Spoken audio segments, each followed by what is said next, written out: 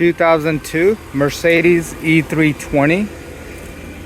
Customer is reporting that there's no power to the cigarette lighter. We confirmed it by plugging in the cigarette lighter USB adapter, and it has some LED lights.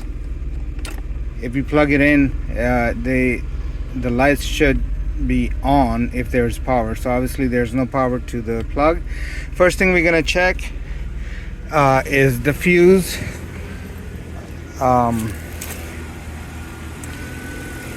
The fuse box for that, it's in this location right here for the cigarette lighter, and to access it, all you got to do is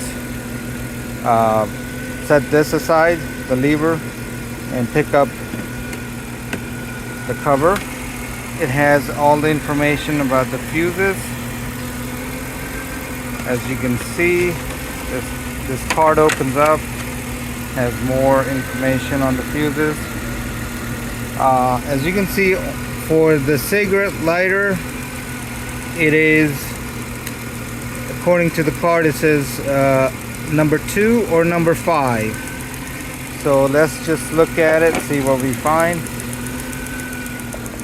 So number 2 fuse, let's pull it out, and